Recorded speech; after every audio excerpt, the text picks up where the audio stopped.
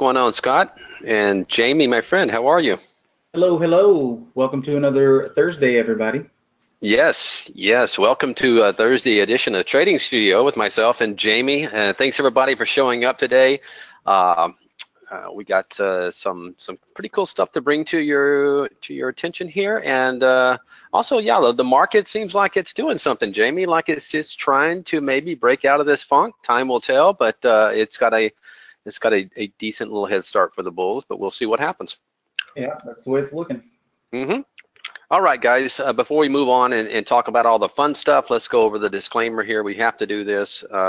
Once again, everybody, this is for educational purposes only. You're going to see us and hear us talking about some possible setups today, but anything that you see in here should not be construed as investment advice. If that's what you're looking for, you might want to seek out a broker, registered broker, RIA, or whoever it might be. But we're gonna have some fun today. And before we go into the fun, well, this is kind of fun. Let's just talk about the support, education, and training here. This is especially for those out there who are kicking the tires, the people who have been here for the while.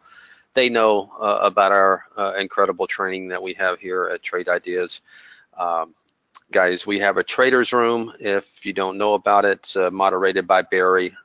Great hangouts, probably about 500 plus traders in there. Some really good ones. Not only that, Barry is a great moderator and a great trader. So get in there. It's free for everybody. You do not have to be a subscriber, but we do hope that you will become one and think that you will after you see the software in action. So, and then guys, we have a webinar Monday through Thursday in the 5 Eastern time slot, same time slot that you're in right now. It's usually a combination of myself, Jamie, or Steve. On Wednesday, we do throw you a treat with Dan and Brad. It's our CEO and CTO. So get in there and check out that. And then Friday support sessions. We have a 3-hour scheduled, 11 a.m. Eastern to 2 p.m. This is just an open forum where you can come in, Q&A. Same format as this, using the GoToWebinar. So great place to come if you have more questions at the end of the week that you didn't get answered during the week. So let's move on here, talk about our Brokerage Plus. We are still seeing more and more people excited about, coming in and creating their own strategies and hooking them up to our Brokerage Plus that will allow you to auto trade on Interactive Broker. So guys, this is for the advanced traders. If you want more information about that, just go to trade-ideas.com/beta. All right, this has been going on now for a couple of months, I believe. And we call it our TI University. Well, we're getting a great response, getting a great turnout, and people are saying they're learning the product so much faster now because the one-on-ones are great. I'm not going to knock those. A lot of people enjoy just having our attention, our focus entirely for 1 hour. But now you're getting 6 hours worth of training, and it's a combination. You're hearing the best from all of us. So it's Monday through Thursday, and it's an hour and a half. Guys, something that you do need to sign up for, so just go to our training section at the bottom. It's in our footer section of any web page that you're on. Once you're on our site, and just click on training, and you will be defaulted to this page. And just click on TI University class, and you can sign up for that. And it's open to anybody. You don't have to, if you've been here for a couple of months and still want to take it, that's fine too. No problem. Okay, agenda for today. We're going to talk about the market recap. We're kind of out of a funk right now, so it's going to be fun to talk about. Holly recap. I'm going to talk before I hand it over to Jamie to kind of go more in depth and dissect Holly today. I'm going to talk about the directional bias. I thought there was a strong cue today from Holly. I know the market gapped up, but it was kind of just sitting there. I'm going to talk more about that. Little play on words here. Walking on cloud 9. I'm referring to our my version 9 of the cloud handouts that you can find. And I take that back. We don't have them in here, I don't think. But do you see them in there, Jamie? The handouts? I don't have a handout section. Yeah, Steve usually throws those in. Yeah. I do not see them currently. That's okay. Most of you are going to have the most recent version, so don't worry about it. And if you don't, just come to our class tomorrow, our support session tomorrow, and we'll have a brand new copy for you there. But anyway, mine is version 9, and I'm going to go in and we're going to look at a few of my favorite alerts in there. I mean, there's a lot of A windows, T windows, but a lot of people ask me, which ones do you like? And I'm gonna kind of go over about 4 or 5 of them today, and which ones I really like. And I'm sure Jamie can voice his opinion as well. And then of course we have time, we'll do some chart requests. But let's back out of this for now, and let's go into our spider chart first, and we'll talk about what we're seeing in the market. All right. Now, you can see, guys, we had been in a range for a while. We were kind of stuck in a range. We're still kind of in the range with the spiders. I'll talk more about the Qs and the IWM right now, but we're still, honestly, we're still in the range there too, but time will tell. But we've kind of poked out of this wedge that we had forming from this angle. I don't have it. Let me just drag this to show what I'm talking about here. We did have like kind of a wedge going like this that we poked out of on the spiders. Now, we still are kind of dealing with this, but we did stick our head above it. Now, I'm going to eat a little crow today. I've been kind of slightly bearish, and I admitted that. But I don't think we're out of the woods yet. I mean, we did close just outside, this little trend line. Does that mean we're busted through? No, I think you need a little more confirmation for that. It is kind of on not a lot of volume, but I would say the bears are definitely nervous here, and the bulls are probably feeling a little more comfortable. But once again, I still can't discount all this, potential other side of the mountain action that we've been seeing over the last couple of months. So I don't know what's in the future. I'm definitely not going to say, oh, now since we broke this trend, we're going back to all-time highs. I think the jury's obviously still out for that. I know the IWM is close, and once again, we'll talk about that in a minute. But it is encouraging for the bulls. I mean, we've had a nice little run for 5 days, and we're trying to break out of this this downward trend that we've had since going back to January. So this would be a major break of a trend, I think, going back to January, if we can stay above this line for, let's say, 3 or 4 days and then build up out of that. Time will tell. Let's take a look at the Qs. And by the way, we're above all of our major averages now, so that's definitely a good sign. Qs,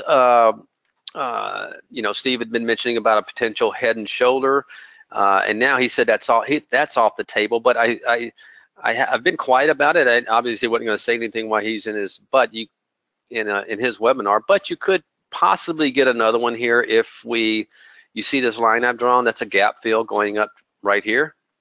You can see the gap down. If we fill that gap, we're running into some major support right here. That could form, a possible, shoulder.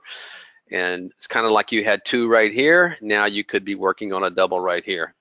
I'm just saying it's still possible that we could form some sort of funky head and shoulders. I don't know, but still, the bulls are in charge for now. I mean, we're above the moving averages. There's just no question. There's nothing bearish about this right now. Like you kind of can still kind of see potential in the spiders chart. I'm not seeing it right here. Does that mean we're going to go to all-time highs? No, but it looks good. IWM, I thought this was interesting today because IWM has been the strongest, and now we kind of gone up here to a triple top. People say there's no such thing as a triple top or a triple bottom, but I don't buy into that. But yeah, there's a chance we could just bust through right here. But I found it interesting today as the market pretty much held up all day, that in the last 2 hours of the day, the IWM showed quite a bit of weakness, only finishing up 0.5%, versus the spiders and the Qs, which finished up about 1%. You can see there in the Qs, and there's the spiders, not basically about 1% each. So You know, I was telling Jamie, yeah, the one sector holds it up, you know, and then once the market gets going, it'll stall out and let the other ones, you know, catch up. That's kind of the market we've just had lately. So it's not always the case of the stronger get strongest and the weaker get weakest. It's hasn't been that way for a while, and that's the way it was in the good old days when I shouldn't call it the good old days, but they're all good old days. But it just markets had a little more, I think, what's the word I'm looking for, Jamie? Just had a little more logic to it, I guess. All right, so Jamie, do you have any? What's your take on the market recap here? No, I mean, hey, we closed above the trend line. Mm-hmm. And from a technical perspective, and of course, been seeing some other technical guys say, hey, well, if this closes above this level, then we could be, do more upside.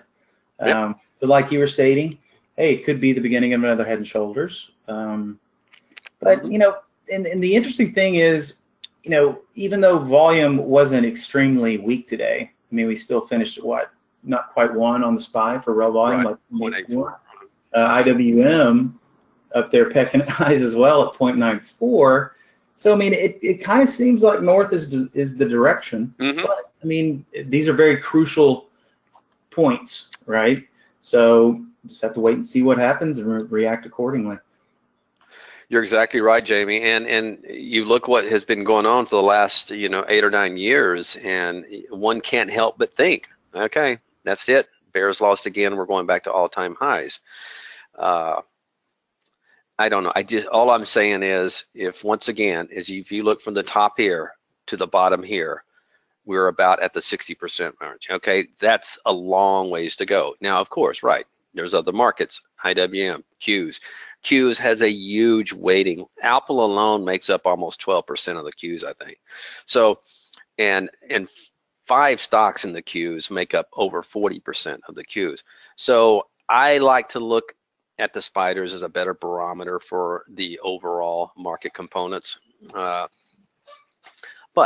you still have to pay attention to what the other ones are doing by all means. All right, so that's it for the market recap. Let me see here. All right, we're going to go into Holly here. Let me explain what I see in Holly this morning. All right, so this morning, let's take a look at the spiders on the 15-minute chart. We'll zoom in a little bit. Here's Holly on the spiders in the first minutes of the day. So for the first hour, she was just kind of slopping back and forth, kind of going sideways. But now I'm on Central Time here, and these are the first trades that flew out from Holly. First alerts, I should say. Holly doesn't actually trade. These are alerts. At 9 o'clock, 30 minutes after they open, you got a long. Another 4 minutes, you got another long. Another 10 minutes, you got another long. Another minute. Basically, you had 7 longs fire off in the first 7 or the first hour, and all of those in the second half of that first hour. And really, the spiders did not even break out until going into that last hour, after market had already been open about 45 or 50 minutes. So Holly was really seeing the setups on the long side, even though she came to the dance this morning with 4 longs and 3 shorts, kind of an equal weighting. Only the longs were setting up for Holly. Okay, so when you hear us talk about market barometer, Holly can be a great market barometer. This is the exact kind of thing we're talking about. Yes, it was a gap up, but hey, that doesn't mean we're going to continue going higher like we did. How many gaps and craps have you seen lately? There's been tons of them in the last couple of months, but not in Holly's book. She kind of detected some upward bias. Obviously, how do we know that? Because once again, the longs were setting up. Okay, the long strategies were setting up. All right, so before I pass it over to Jamie, I'm gonna let him kind of dissect it further and go over some decent trades that Holly had. Risk on was up 304. Risk off wasn't. It was only up 43 cents. It was definitely a risk on day, and we'll talk more about that. But I just wanted to point, and look at this, we had longs all day, not one short set up for a fire. So that gives you a lot of times, can give you reassurance, even if you're not trading Holly stocks and you're jumping in other longs. you can get some market influence, some direction by just watching what Holly's doing. All right, Jamie, do you want to take the helm and even go into Holly more? I will certainly do that.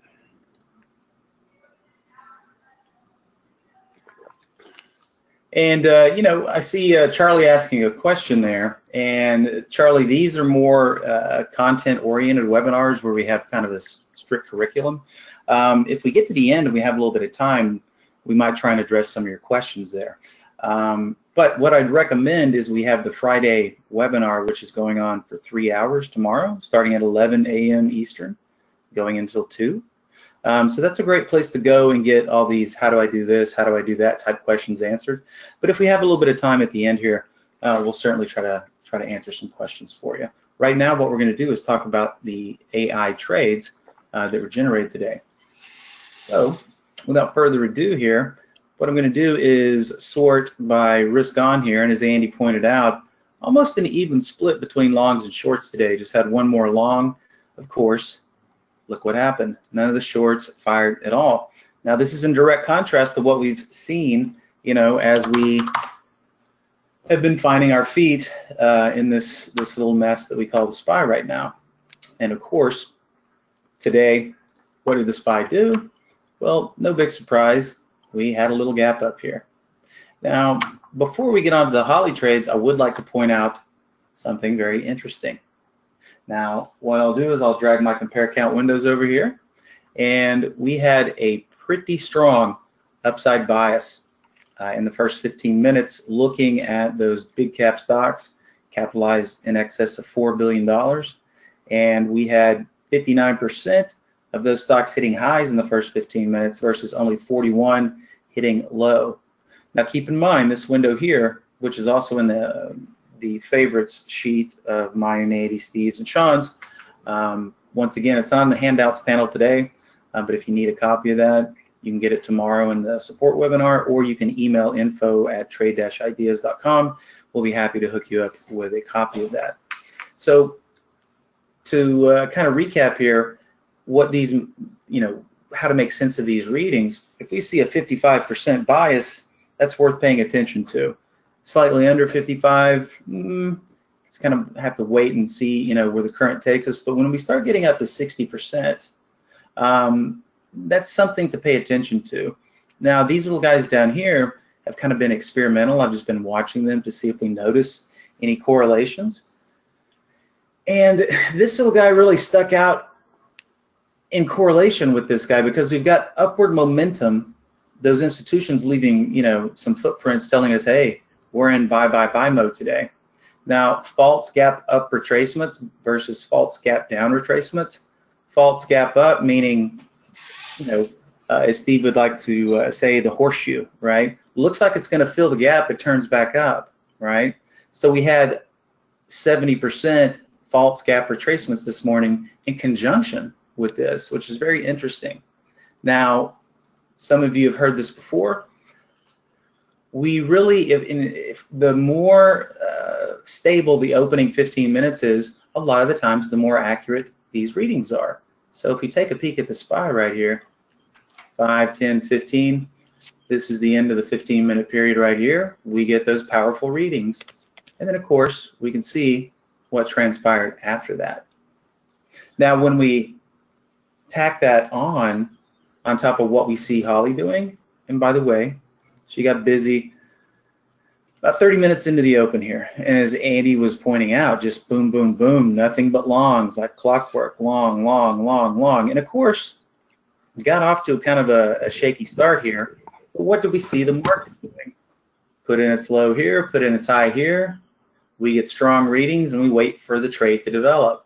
Once we get a break outside of this area, could have broke to the downside but didn't do it, broke to the upside and never looked back until later in the day, did a little bit of a pullback. But man, when you have those powerful compare count metrics with a tame opening, and then you see Holly going nothing but long, that means something. Now, it wasn't just off to the races today, as we can see here, whether it's risk off right here or risk on. Took a little bit of time to get working here. Took a little drawdown in both modes, which is not uncommon, but not that big of one. So for a while there, it was kind of iffy. You know, these longs were flopping around, getting slightly, you know, positive, slightly red, back and forth. We had a couple of, we had one stop out today in the TCMD. But what we've got here are some really good examples of going risk on some trades and trying to make more than Holly did, and what we call trade arounds. All right. So let's just look at TCMD, one of the first trades out of the chute. Holly calls along right here. What happens? We get stopped out barely, just wicked out of that stop area, which, hey, no surprise there. We see this a lot. And whether you took the trade with Holly or not, or whether you see her get stopped out, it's always a good idea to come back up here and set a price alert so that if we do get a penetration through that entry level again, we get alerted to it and see if we want to participate on the second entry. Of course, stop hit on this one, it's what we call a trade around. If you set that price alert after the stop hit and got the alert at the second entry, well then there was some opportunity there. So that's what we would call a trade around, taking advantage of someone's pain, is what Andy and Steve and I called it back in the old days when we actually had to go to an office and trade.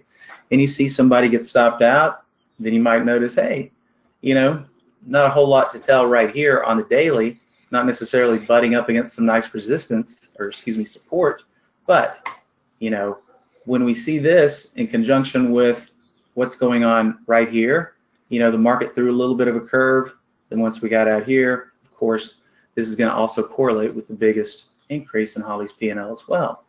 So that's an example of a trade around.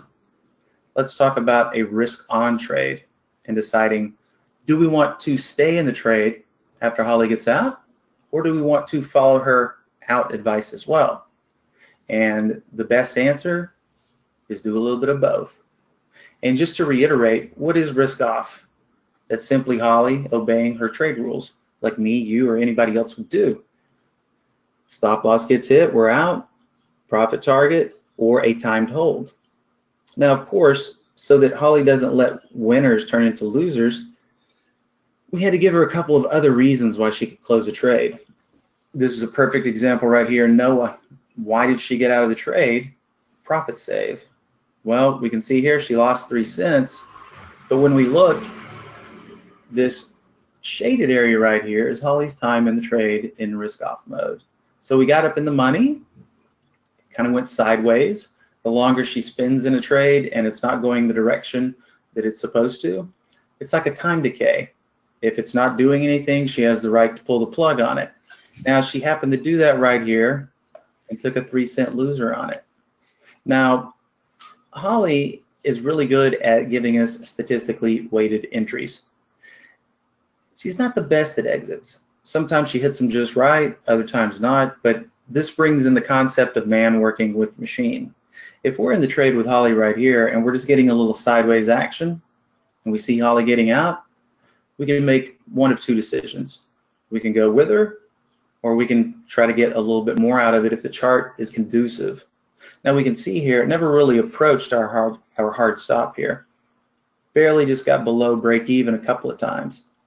So if we see Holly getting out here, if we took a couple hundred shares with her, the easiest way to get used to risk on, risk off is if you do feel like going risk on, go ahead and do half with Holly, keep the other half for risk on, assuming the chart looks conducive, which this one did.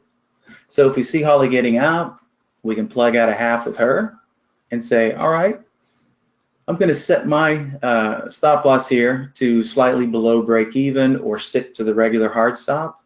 And we can see here, we would have captured a little bit more, or we could have captured a whole lot more because the spread is between -3 and 96. There's 93 cent spread in there between risk off and risk on. And it's all about just getting a little bit more.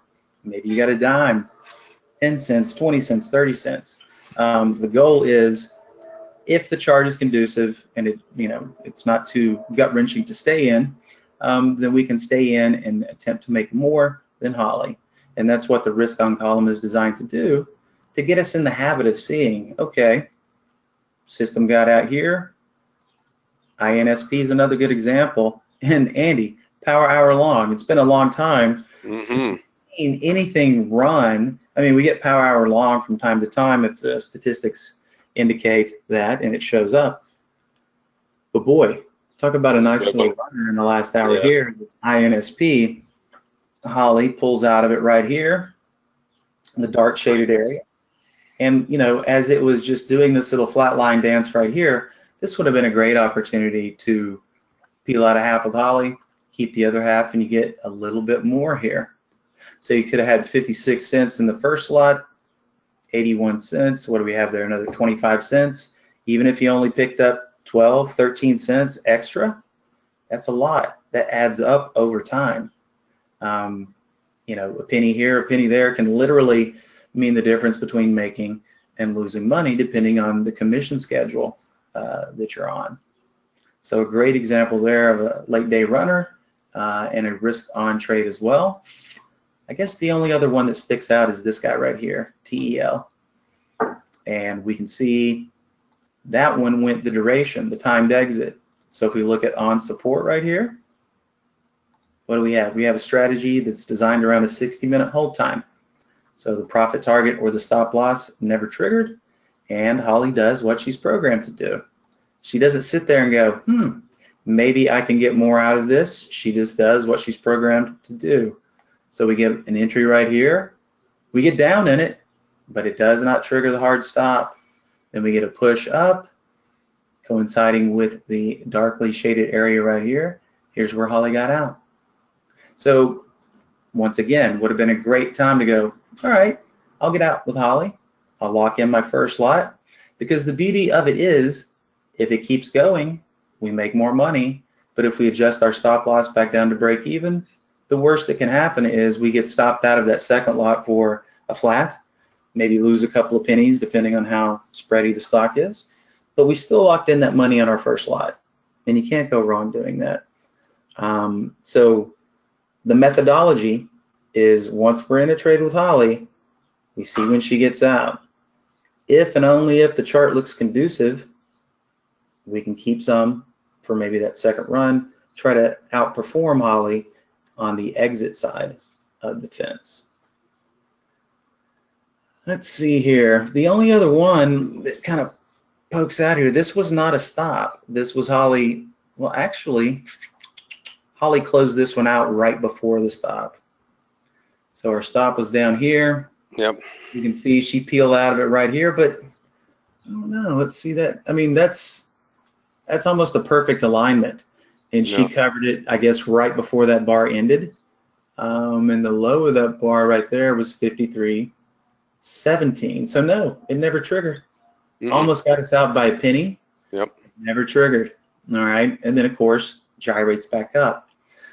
So that's why we're seeing the negative 20 there, because she did, you know, close it out, negative 20. She got scared. Stop was never triggered. But then, you know, went up, took a little vacillation, ended up hitting highs before the day was out. So a little bit shaky in the beginning while the market was finding its feet and everybody's trying to figure out, well, hey, are we going to try to close this gap?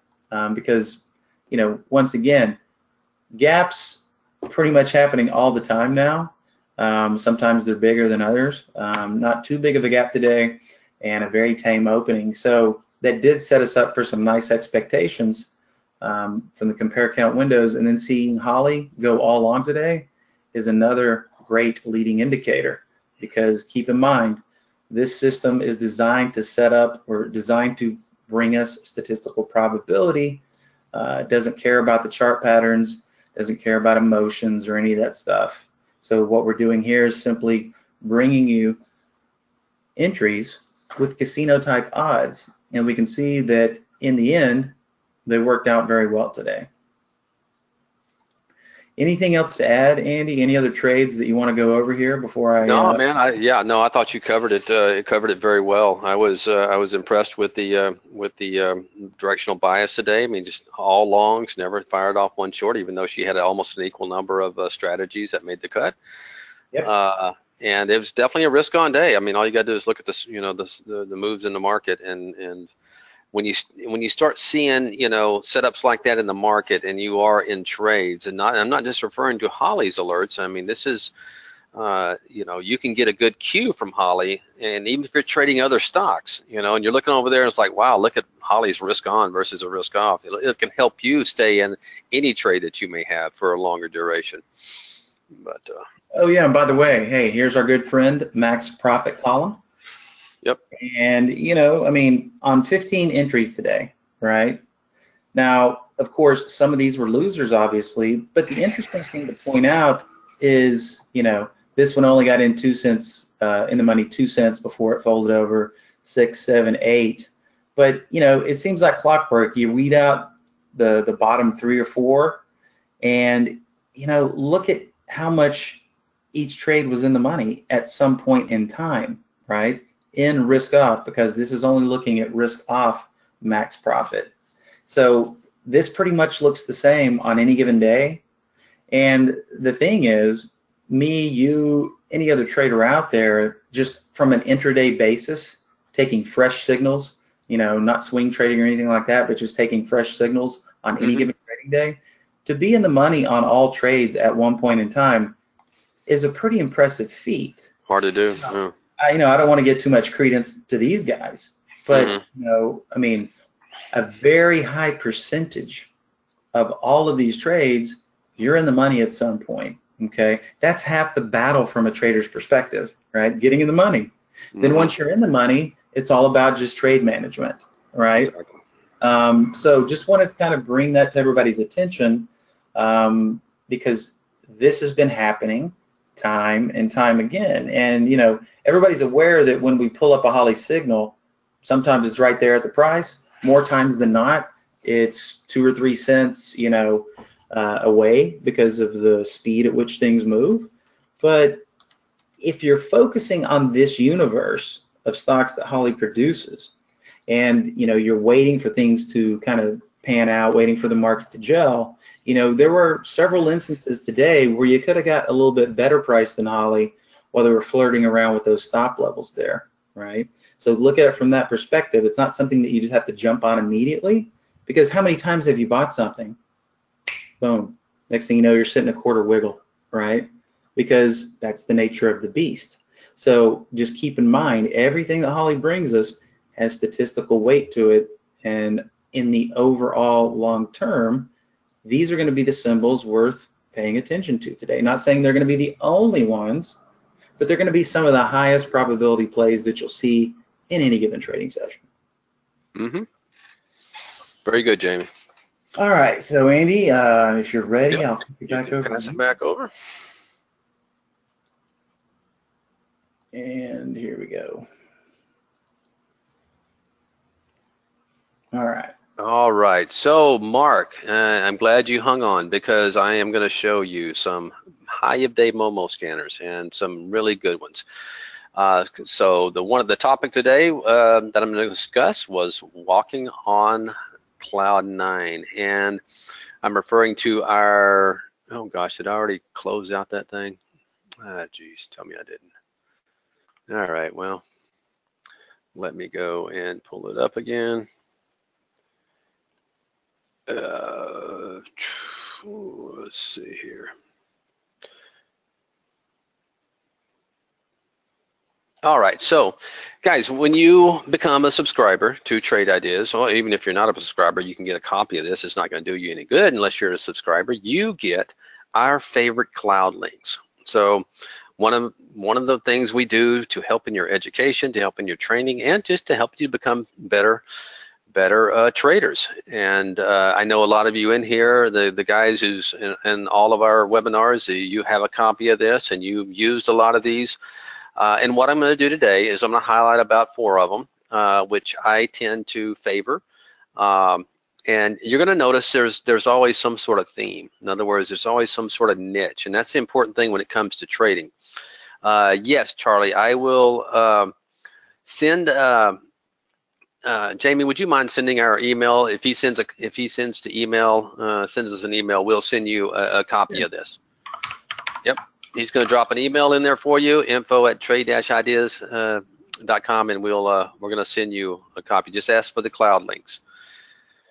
So what I'm going to show you here is, I'm going to pick out forum that I like the best out of this whole group, and you're going to see there's always a theme. In other words, whether it's extreme volume, whether it's Jamie's turbo family no resistance, whether Steve squeeze me, there's going to be some sort of niche in there, and that's the important thing when you're trying to choose what your trading strategy is going to be. Okay, you need to try to focus and don't be all over the place.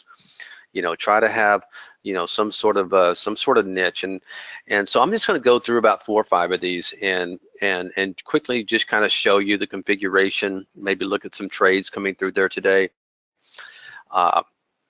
So the first one I'm going to talk to, since Charlie was in here early asking for a good momentum trader. Well, my favorite one is Extreme Volume High Low Pro, and the reason I like this, and what would be the niche to this one, or what's the kind of theme here? It's extreme volume, and we'll take a look at the configuration here on both strategies. This is a multi-strategy window. Once one is going up, it has to be up over 1%. The other strategy has to be going down and be down over 1%. And they both have to be doing extreme volume. So if you look here, the 1 minute volume has to be doing 10 times normal. That's 1,000%. 100% is normal. The price has to be over $5. The beautiful thing about this, Charlie, is you can take this and make it your own. So in other words, well, you're like, I want to take this, but I want to trade stocks that do $3 to $30. You could do that. You can reconfigure it to fit your own parameters. Me, I like stocks over $5 that do at least 500,000 shares a day. I'm looking more for liquidity, and relative volume 1.5. The volume in the 5 minute is doing at least 5 times normal volume. So I'm looking for really, really big volume. All right, let's take a look at the extreme volume configuration. This is the one that's moving up. And we have so many powerful different filters here that you can choose from. And I really love the position and range filters. Yes, you can back test. We won't back test today. We just don't have enough time today, Charlie. But come to our session tomorrow. I will show you at the end of this webinar how you can get there tomorrow. You just basically got to sign up for our webinars, and you'll get an invite. We'll show you how to do that at the end. But this one right here, I'm looking for position and range of at least 95%. Now, I'm not going to go into too much detail, but basically, I'm looking for stocks that are about to break out of a 10-day range, or I'm not using a max. They could be at all-time highs. I don't care. Position in 20-day range, they have to be not far from breaking out of a 20-day range. So the stage here is I'm looking for extreme volume, a stock that's not stuck in no man's land. In other words, not going somewhere, right in the middle of its range. I see so many traders trading, stocks that are right in the middle of a range. So let's just take a look at a couple of trades that came through here this morning. Now, honestly, not all of them are going to be great, but let's take a look here at IQ. Look at that. You're notified. You're noticed right here. This is my first alert that came through on IQ. Okay, so what was happening? It was probably breaking out of probably the volume really didn't start kicking in. This is the opening right here, so the volume really didn't kick in to right here. Obviously, it's in a 10-day breakout. It's through its 20-day breakout. But look at this beautiful resistance line right here that you're seeing on the daily. Okay, looks like this is a new issue, came out just right here, and there's your high for the all-time high, and then you're getting alerted on this thing right before it breaks out of this all-time high, and then of course you get another, what is that, like $3 move higher before it finally kind of gives up and starts bleeding off the rest of the day. Another one I kind of wanted to show you, let's see, I don't know. No, that's not a bad one. You got right there, 79.91, going right through resistance right here, the resistance line, and look at there. got another $5 out of that one. And what I like about this, you're not going to be inundated with symbol after symbol because they have to be doing huge volume. Let's take a look at this SEDG. You want to see a beautiful, watch this one. You're notified right here, and look at the breakout on the daily here. This is where you're alerted right before the breakout. And 50, basically, what is it, 58.65, and look at that run. Okay, all the way to 64.80. All right, so I love this one. This is my favorite, momentum scanner by far. The reason I like it so much is it has to be doing enough volume, so I'm not just going to be just inundated all day with things coming through, only doing 2 times normal volume, 3 times normal volume. No, I want to see the fire hose, the fireman hose, just huge volume. All right, another one I like is Jamie's Turbo Family No Resistance. Now this is another multi-strategy. And also, we're going to take a look at what all 3 of these share in common. First, let's look at the strategies. You got one that has to be doing 4 billion. In other words, their market cap is over 4 billion. The other strategy, the market cap is between 2 and 4 billion. And the other one is sub 2 billion market cap. So basically, he has small cap, mid cap, and large cap in here. Let's take a look at what he's done here. All right, now this first earnings where you see EPS, all this is a formula that filters out any ETFs. That's all it is. It's kind of a hack. So you eliminate the VIX and the Qs and the spiders. He's looking for volume in the 1 minute, and Jamie, jump in anytime you want to. They're doing a 1 minute volume of basically 3 times normal in the 1 minute volume, and they are inside, distance from inside market is 0.2 cents, or 0.2%, I should say. And position and lifetime range, look at this, a minimum of 100. So he's only looking for stocks hitting a lifetime high and actually have gone through the lifetime high. So, and the reason you see the grayed out area in market cap is because each strategy shares a different value here. No, they don't share, they have a different value here. So let's take a look. And if you're a momentum trader there, you're gonna love, the stuff you're seeing coming through here. Let's just go in time frame, put it on now, so we'll see everything that came through here today. And let's just kind of go down to around, I like to avoid the, first few minutes of the day. You're going to see stuff that just doesn't work. Here's a prime example of the kind of action you get in the first 5 or 10 minutes of the day. So let's just kind of go up here around, let's see, what is this, 8:40, that's a good time right here. Look at there, there's GDOT. I mean, of course, it had to get through this level right here before we started seeing it because it wasn't on an all-time high until it got through that level. But nonetheless, let's see, probably saw that one earlier. Yeah, you did. You saw it much earlier. But I really love, look at this box coming through here today. So that was a great, which by the way, Holly called this out. Anytime you see these buy signals in here, this is our AI calling this out. And look at that,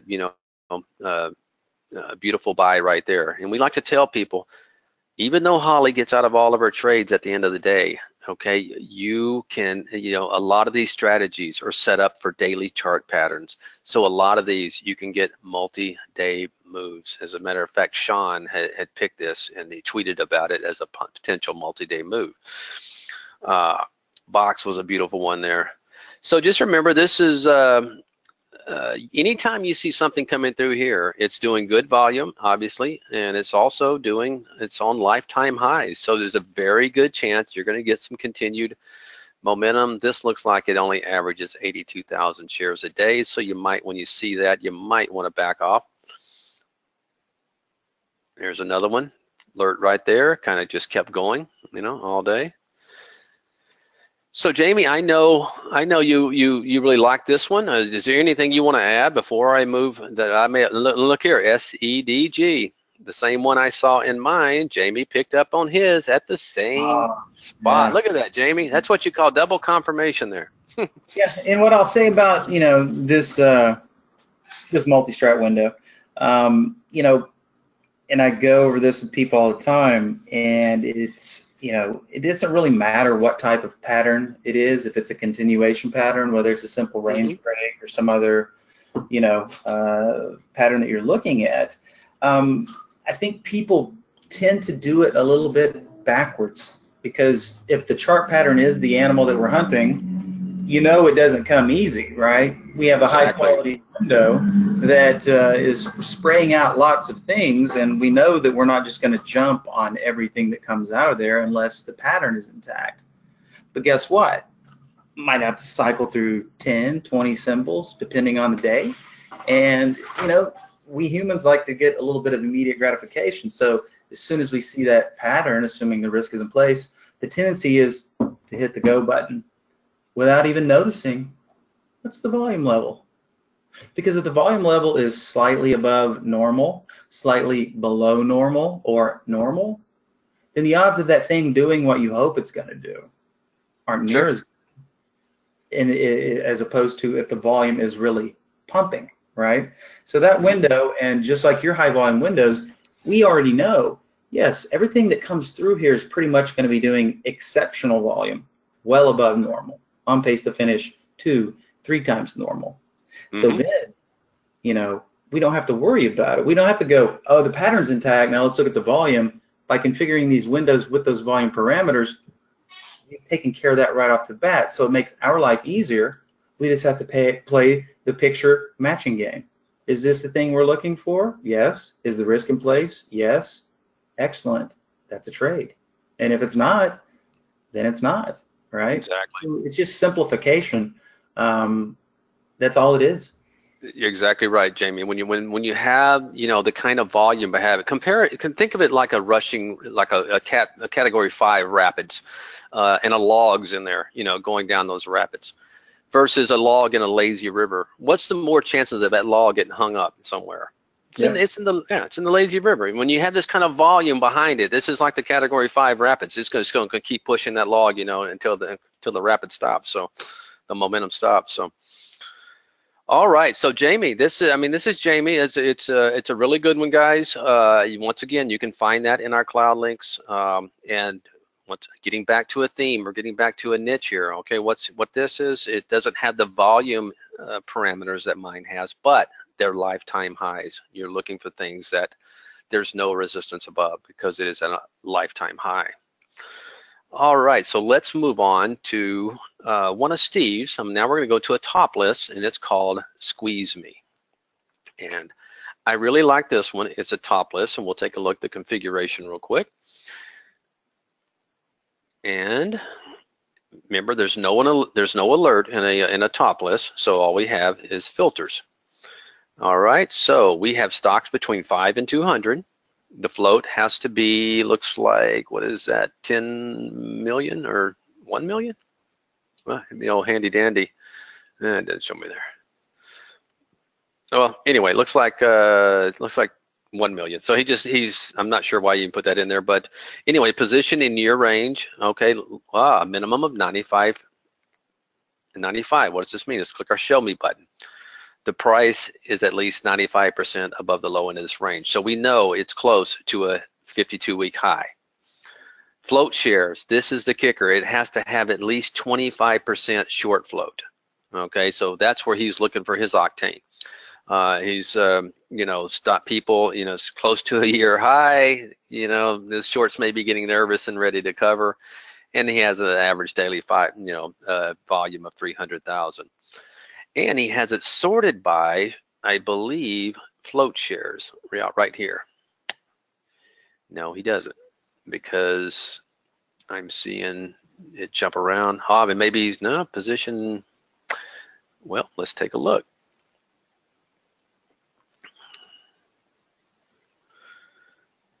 And let's go into sort, relative volume. Okay, so he's looking at relative volume. So what we're doing here, you're going to find a common, thing here is stocks that are, you know, breaking out or close to their 52-week high, that are doing, you know, have a high percentage. You can see this fossil right here has 45 million in the float. Now this actually kind of already gotten away. You know, the time to maybe look at this would have been right here and yesterday when it kind of closed, and then today you had more kind of short squeezing, people getting out. Shake Shack's another one, close to an all-time high. I'm not sure if our software is going to go back. I don't think. Let's see, does he have a position in range here? He doesn't. I'll have to put one in there. But anyway, guys, it's looking for stocks that are real close or already through a 52-week high that has a huge short float. And a lot of times you can get some incredible, you know, moves out of this one. Here's one that's potentially maybe setting up. If it does break through here, could get some more, you know, another move. So once again, that is called Squeeze Me. It's looking for high short interest in stocks close to their 52-week high. I've seen this produce some really good runners. Once again, that is in our cloud links. That is a good one. And the last one, since so far I've kind of given you all momentum trade, I want to share with you one that is more of kind of a bottom fisher. As a matter of fact, it's called Let's Go Fishing. And what I've done here, once again, let's take a look at the configuration. I only got a few more minutes left, so we'll kind of breeze this one through pretty quick. I'm looking for a new high. But if I go into window specific filters, you're going to see here, I'm looking for stocks that are positioned in year range as a max of 35. Okay, so I want them in the lower portion of their 52-week range. It's kind of had been beaten up over the last year. Got a few fundamentals in this one. Okay, I'm using a price to earning ratio max of 30. Okay, I'm kind of looking for a little bit of valuation here. Cash to debt ratio, I got a minimum in here. I'm trying to avoid stocks that have a huge debt on their books. All right, they always scare me. And earnings per share, these stocks have to earn at least $1 a year. So, you know, not bad. Just a few fundamentals in there, but those are things that I kind of like to focus on. Position in a 10-day range. Remember how I told you it needs to be in the lower portion of its yearly range? But look here in the position in the 10-day range. It has to be about to break out of a 10-day range. Okay, or it could have gone through. I just need a minimum of 10 days. So let's take a look at some of the stocks that may be coming through here, and you're going to get a great idea of what I'm looking for. We'll go into history on this one. Just put it on today. And let's just kind of go down to the bottom here and maybe look. Once again, fire it off 8:30 in the morning. There you go. There you go. Guys, avoid those early minutes of the day. They can trap you so much. So what I'm going to do is I'm just going to kind of zoom all the way to about the 9 o'clock hour with 30 minutes after the open. That's when I really like to start focusing on stuff.